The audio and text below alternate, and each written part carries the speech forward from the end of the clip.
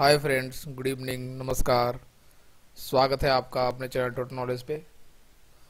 और दोस्तों, हम दो चीज़ों पर बात करेंगे कि कौन कौन से प्रश्नों पे अभी तक अभ्यर्थियों ने आपत्तियां दर्ज करा दी हैं। पता है आपको आज की लास्ट डेट है, यानी 11 तारीख 6 बजे तक आपको आपत्ति दर्ज करानी है। तो आज अंतिम दिन है। अगर आपने नहीं कराया तो आप जल्दी से आपत्ति दर्ज करा दें। और हम देखेंगे कौन कौन से प्रश्नों पे अभ्यर्थियों ने अभी तक आपत्ति दर्ज कराई है, क्या क्या है, उसके लिए एविडेंस दी है। इन सारी चीज़ों पे हम चर्चा करेंगे। और एक और न्यूज़ आई हुई है कि अब हर साल जो है कि आपकी यूपी टेट हो और शिक्षक भर्ती दोनों अब हर साल आयोजित की जाएगी। दोनों चीज़ों को हम देखेंगे। चलिए शुरू करते हैं। और एक मित्र हैं जिनका एक सवाल है, जरा मैं आपसे साझा कर दूं। आप ही बताइएगा कि क्या सही है क्या गलत है। एक मित्र है, मैं नाम नहीं बताऊंगा, आप देख सकते हैं कमेंट बॉक्स में। उन्होंने थोड़ा अभद्र भाषा का प्रयोग करते हुए लिखा है, जो आपने देखा होगा, ग्लास और सेरेमिक सेंटर का कहाँ पे है। तो मैं ऐसे लोगों से सवाल पूछना चाहता हूँ कि मान लीजिए अगर आए प्रश्न की आरबीआई कहाँ पे है, ठीक है, तो आप क्या लिखेंगे? वहाँ पे ऑप्शन आ जाएगा लखनऊ दिल्ली, तो आप लखनऊ दिल्ली लगाएंगे या आपके दिमाग में मुंबई जाएगा? जरा आप मुझे इस सवाल का जवाब आप लोग कमेंट बॉक्स में करके बताएं और उनको भी समझाएं कि क्या सही है क्या गलत है। इतने तो आप सबको पता होगा कि आरबीआई का अगर के बारे में पूछा जाए तो आपके दिमाग में पहला क्या जाएगा। और आपको पता है कि आरबीआई की जो ब्रांचेस हैं वो हर जगह हैं। तो क्वेश्चन की भाषा जो है वो गलत है। और क्वेश्चन की भाषा से भी गलत, आप जैसे वो कुछ मित्र हैं जिनकी भाषा गलत है, जिनको पता नहीं होता और आके बातें करते हैं। केवल कमेंट बॉक्स में कमेंट करने के लिए कम से कम 2 मिनट आएँ और कभी बोलें, ऐसी वीडियो साझा करें, हम भी देखेंगे तो पता चले कि हाँ क्या चीज़ होती है। खैर चलिए बात करते हैं। भर्ती की लिखित परीक्षा के 16 प्रश्नों पर आपत्तियां। देख रहे हैं ये न्यूज़ है, तो देख लेते हैं कौन कौन से हैं। चंद दिन पहले केंद्रीय शिक्षक पात्रता परीक्षा यानी सीटीईटी का परीक्षा का परिणाम आ गया। इम्तिहान होने के बाद से रिजल्ट तक कोई बात भी नहीं हुआ। इसके उलट पता है आपको कि सीटेट का रिजल्ट आया, उसमें कोई अभी तक कंट्रोवर्सी नहीं हुई। लेकिन इसके उलट यूपी टीटी के परिणाम विवादों के साये में ही आए हैं। बड़ी संख्या में अभ्यर्थियों ने प्रश्नों के जवाब पर आपत्तियां भेजी। संशोधित उत्तर कुंज में कई प्रश्नों के उत्तर बदले, फिर भी अभ्यर्थी संतुष्ट नहीं हुई। आपको पता है कि चेंज किया गया, उसके बाद मैटर कोर्ट में गया, कोर्ट ने भी कुछ प्रश्नों को बदला, लेकिन अभी भी अभ्यर्थी संतुष्ट नहीं है। कुछ लोग सुप्रीम कोर्ट जाने की तैयारी कर रहे हैं, सारा कुछ आपको पता है। उसे हाई कोर्ट से लेकर शीर्ष कोर्ट तक में चुनौती दी गई। ठीक है, पता ही आपको सारी कुछ। असल में यूपी टीटी का प्रश्न पत्र तैयार करने वाले विषय की पुरानी गलतियों से सबक सीखने को तैयार ही नहीं है। इसलिए टीटी 2017 में जहां 16 प्रश्न पर विवाद हुआ, 2018 में 15 प्रश्नों को कोर्ट में चुनौती दी गई। इसी के कारण कई अभ्यर्थियों को कोर्ट के आधार पर परीक्षा में शामिल कराना पड़ा है। दोनों मामलों में अंतिम निर्णय विशेषज्ञों के निर्णय को अंतिम मानते हुए, लेकिन ऐसी हालत नहीं बन पा रहे हैं कि प्रश्नों के जवाब पर विवाद की नौबत ही ना आए।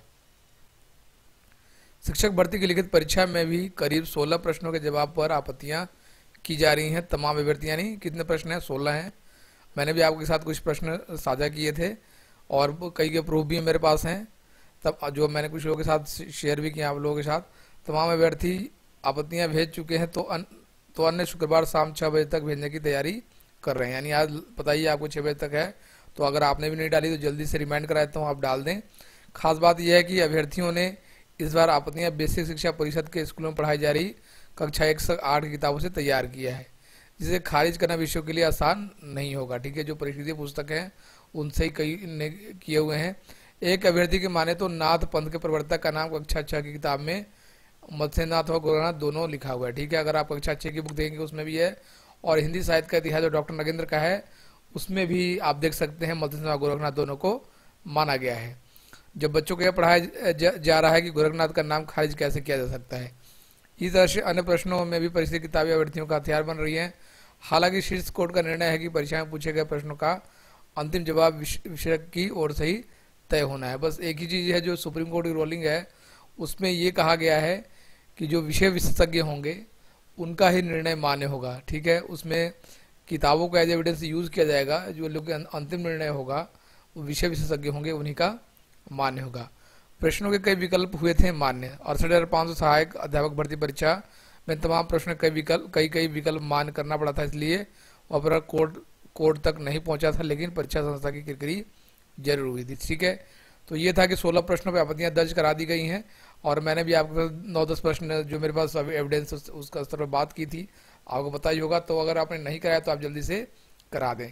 चलिए पढ़ते हैं दूसरी न्यूज़ के लिए, जो आपके लिए काफ़ी खुशखबरी है कि प्रदेश में प्रति वर्ष होगी टीईटी व शिक्षक भर्ती। यानी अब हर साल यूपी टेट का और आपके लिए शिक्षक भर्ती आएगी, तो बहुत अच्छी खबर है। प्रदेश में शिक्षक पात्रता परीक्षा, देख लेते हैं न्यूज़ को। प्रदेश में शिक्षक पात्रता परीक्षा और शिक्षक भर्ती प्रति वर्ष की जाएगी। बेसिक शिक्षा विभाग ने संघ लोक सेवा आयोग की भारतीय प्रशासनिक सेवा परीक्षा की तर्ज पर टीटी तथा शिक्षक भर्ती के प्रति वर्ष निर्धारित माह में कराकर अप्रैल तक शिक्षकों की कमी दूर करने की योजना बनाई है। विभाग के अपर मुख्य सचिव प्रभात कुमार ने इसकी कवायद शुरू की है। प्रभात कुमार ने कहा कि इस व्यवस्था के लागू होने के बाद प्रति वर्ष मार्च तक शिक्षकों का चयन कर अप्रैल तक उन्हें स्कूलों में नियुक्ति दे दी जाएगी। ठीक है, ये थोड़ी न्यूज़ कम थी तो मैंने यहाँ से ले लिया, जो बेसिक एजुकेशन बोर्ड है यहाँ मिल गई। सूत्रों का कहना है कि विभाग इस वर्ष अक्टूबर नवंबर तक टीटी परीक्षा कराने की तैयार कर रहा है। यानी जो मित्र टीटी परीक्षा में सम्मिलित नहीं हो पाए थे या किसी कारणवश उनका छूट गया था, तो जो अगर इसको सही माने तो अक्टूबर नवंबर तक जो है फिर से आपकी टीटी की परीक्षा का आयोजन किया जा सकता है। टीटी के बाद करीब 55,000 या 65,000, मेरे ख्याल से 65,000 से अधिक पदों पर सहायक अध्यापक की भर्ती परीक्षा होगी और सरकार इसे मार्च तक पूरा करना चाहती है। तो जिन मित्रों का कट ऑफ कम रह गया है या जो भी नए नए हैं, जो बीडीसी बीएड वगैरह क्लियर होने वाला है, तो टेट में बैठें और आपके लिए वैकेंसी आएगी, तो आपके लिए बहुत बड़ी खुशखबरी है। तो आप इसके लिए तैयार रहें। और ये सारी चीज़ें थी। और अभी थोड़ी देर बाद मैं आपको शाम को 6-7 बजे तक एक वीडियो गुणांक पे मैं बना रहा हूँ, जो काफ़ी डाटा एनालिसिस करके मैं प्रोवाइड कराऊंगा, तो बने रहें। और वीडियो अच्छा लगता है तो लाइक अवश्य करें और नहीं तो सब्सक्राइब अवश्य कर लें। और कुछ सुधार के लिए अपने विचार में हमारे साथ रख सकते हैं। कुछ मैंने गलत कहा होगा, फैक्ट्स गलत दिए हो तो आप आलोचना कर सकते हैं। और अंत तक बने रहें और ऐसा ही प्यार बनाए रखें। तो अंत देखने को बहुत बहुत धन्यवाद।